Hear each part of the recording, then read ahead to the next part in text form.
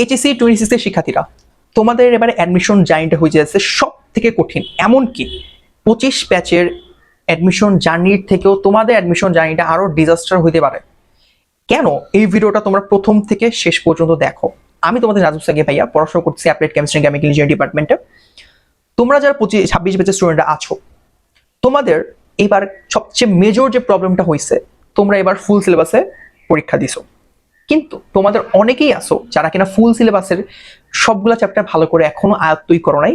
Specific কয়েকটা chapter ভালো করে পড়ে তোমরা বোর্ড পরীক্ষাগুলো দিয়ে আসছো, এমনকি তোমরা সেটা উত্তরেও যাচ্ছ, হয়তো A+ পাওয়া, গোল্ডেন A+ পাওয়া। কিন্তু অ্যাডমিশন তো ব্যাপারটা এরকম না। অ্যাডমিশনে তোমাকে ফুল সিলেবাস থেকে প্রশ্ন আসবে, এবং যে চ্যাপ্টারগুলো তুমি স্কিপ দিছো, বিলিভ করো ম্যাথের ক্ষেত্রে, ফিজিক্সের ক্ষেত্রে ওই চ্যাপ্টারগুলাই অনেক অনেক ইম্পর্টেন্ট, কিন্তু সেগুলাকে বিগত বছরগুলো সেগুলো ছিল না, এবং তুমি সেটাও বোর্ডের জন্য ভালো করে পড়ো নাই, তুমি স্কিপ করছো, এবং দেখা যাবে ওইখান থেকে মেজরিটি ভালো ভালো প্রশ্নগুলো আসবে এবং তুমি সেটা পরীক্ষা পারবে না।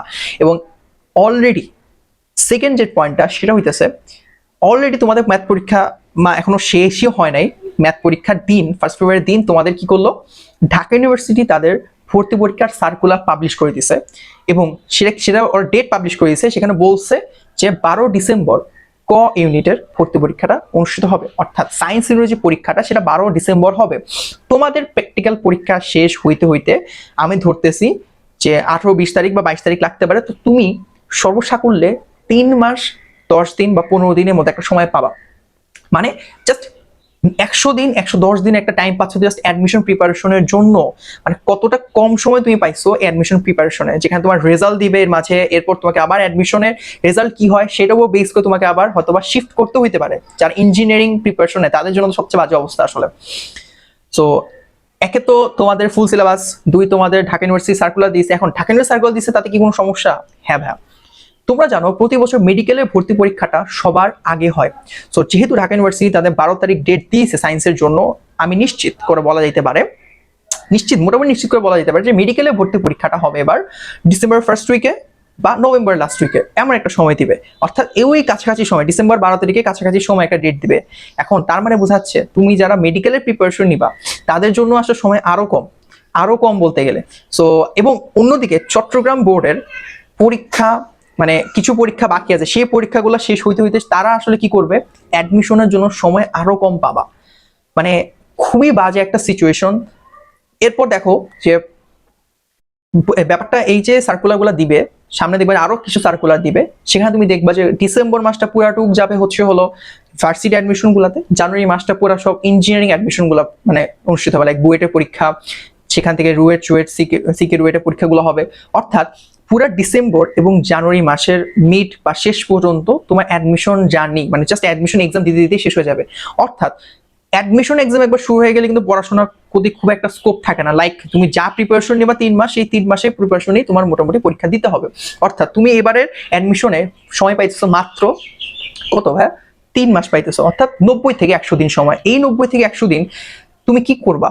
তোমার তো আসলে ভালো করে পড়াশোনা করতে হবে। তুমি যদি ভালো করে পড়াশোনা না করো, বিলিভ করো, তুমি যদি এখানে একটু গাফিলতি করো এবং যদি পিছলা স্লিপ খাও, তুমি শেষ। ওইখানে আসলে তোমার জার্নিটা ঠিকভাবে একদমই সম্পন্ন হবে না। তো তোমার এই সমস্যা থেকে সমাধানের একটাই ভালো উপায় হইতে পারে, সেটা হইতেছে তুমি পরীক্ষাটা শেষ হবে 1 দিন 2 দিন 3 দিন জাস্ট নিজের সাথে সময় কাটাও, একটু রিল্যাক্স হও, দেন ফুল ফ্লেজড অ্যাডমিশন প্রিপারেশনে নেমে যাও।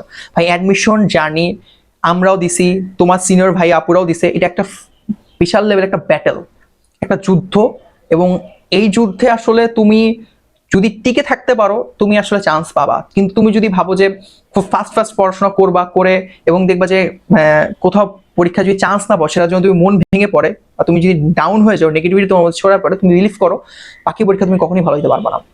সো এই বিশাল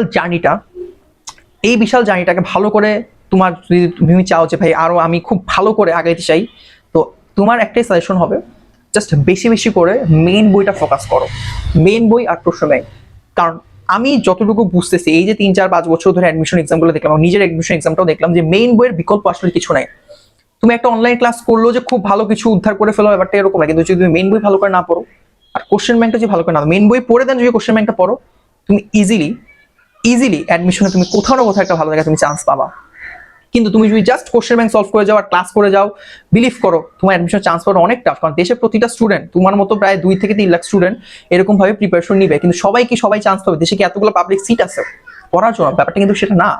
তাহলে তোমাকে এখন থেকে ডিসাইড করতে হবে তুমি কিভাবে প্রিপারেশন নিবা। তুমি যদি ইঞ্জিনিয়ারিং প্রিপারেশন বিলিভ করো, তোমার মেইন বই জাস্ট কনসেপ্ট, মেইন বই এবং কনসেপ্টের একদম বস লেভেল হয়ে যেতে, যে কোনো 2 সাবজেক্ট মাস্ট, ম্যাথ, কেমিস্ট্রি, ফিজিক্সের মধ্যে যে কোনো 2 সাবজেক্ট তোমাকে একদম বস হয়ে যেতে হবে। বাকি এক্সেল মোটামুটি তুমি ধরে রাখতে পারলেও হবে। ভার্সিটির জন্য খুব ভালো হ্যান্ড ক্যালকুলেশন জানা লাগবে, খুব ভালো ক্যালকুলেশন রিফ্লেক্স দেখাইতে হবে, থিওরি কনসেপ্টটা খুব ভালো জানা লাগবে। আর মেডিকেল যারা প্রিপারেশন নিবা, বিলিভ করো তোমাকে একদম জাস্ট ইনফো জাস্ট নিজের মধ্যে গেঁথে দিতে হবে, ব্রেনে গেঁথে রাখতে হবে যে ভাই এইটার অ্যান্সার এটা, এটার অ্যান্সার এটা, এরকম।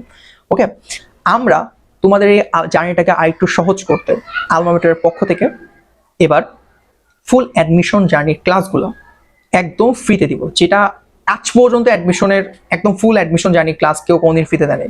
বাট আমরা ক্লাসগুলো তোমাদের জন্য, তোমাদের জন্য সহজ হয়, যাদের আসলে প্রিপারেশন নিতে হয়তো বা ফিনান্সিয়াল প্রবলেম আছে অথবা ওরকম সুবিধা নাই, তারা আমাদের সাথে যুক্ত হয়েও। আমরা গ্রুপে কমেন্ট সেকশনে লিঙ্ক দিয়ে রাখবো, ডিসক্রিপশনে লিঙ্ক দিয়ে রাখবো, ফেসবুকে কমেন্ট সেকশনে লিঙ্ক দিয়ে রাখবো। তোমরা আমাদের গ্রুপে যুক্ত হয়ে যেতে পারবা। আমাদের গ্রুপে যুক্ত হয়ে সেখানে তুমি প্রতিনিয়ত ক্লাসগুলো করতে পারবা এবং তোমার ডাউটসগুলো আছে যে টপিকগুলোর উপর বা যে টাইপের এমসিকিউর উপর, সেই ডাউটসগুলো তোমরা আমাদের কাছ থেকেও ক্লিয়ার করে নিতে পারবা। আমরা তোমাদেরকে সেইভাবে ধরে ধরে বুঝাও দিতে পারবো যে আচ্ছা এই এমসিকিউটা এইভাবে অ্যান্সার করতে হয়। ওকে, এছাড়া আমরা তোমাদের জন্য কিছু স্পেশাল নোটস হইতে পারে সেগুলো শেয়ার করবো। কিছু এক্সামস নিব, এক্সাম তো অবশ্যই নিব, এক্সামের আসলে বিকল্প নাই। এক্সাম যত দিবা তত ভালো তুমি পরীক্ষা দিতে পারবা। সো আমাদের সাথে যুক্ত হয়ে যাও। আলমা মেটারের সাথে অ্যাডমিশন জার্নিটা অলওয়েজ আলমা মেটার সবসময় স্টুডেন্টদের পক্ষেই ছিল, তাদের সাহায্য করে গেছে। তুমি আমাদের আগের ভিডিওগুলো দেখলেও বুঝতে পারবা। সেটা হইতে পারে বিউপি, সেটা হইতে পারে ডিউ, সেটা হইতে পারে জাহাঙ্গীরনগর, জগন্নাথ বলো, এই ইঞ্জিনিয়ারিং সিকিউরিটির সাজেশনস বলো, সবকিছুর জন্যই মোটামুটি আমরা আলমা মেটার পক্ষ থেকে যতটুকু পসিবল স্টুডেন্টদেরকে সাহায্য করার চেষ্টা করছি। এবার আসলে আমরা ক্লাসগুলা দিয়ে স্টুডেন্টদেরকে সাহায্য করার চেষ্টা করবো। সো তোমরা আমাদের সাথে যুক্ত হয়ে যাও। তোমাদের কিভাবে কি দরকার, যেভাবে যেটা দরকার সেটা আমরা তোমাদের প্রোভাইড করব। সো এই সময় এসে আসলে সময় নষ্ট না করে নিজের বেস্টটুকু দেওয়াটাই বুদ্ধিমানের কাজ। অ্যাডমিশন জার্নিতে আসলে তুমি কতটুকু ব্যাপারটা, অ্যাডমিশন জার্নিটা আসলে তুমি যদি ধরে রাখতে পারো তুমি তাহলেই সফল হবা। আর তুমি যদি ভাবো যে তুমি ধরে রাখতে পারবা না, বিলিভ করো তুমি আসলে সেই চান্স না পাওয়া সেই হাজার হাজার স্টুডেন্টের কাতারে পড়ে যাবা। সো বেস্ট অফ লাক, আমার সাথে এখনই যুক্ত হয়ে যাও। আর কি বলবো, নেক্সট আপডেট পেতে তুমি আমাদের সাথে যুক্ত থাকতে পারো।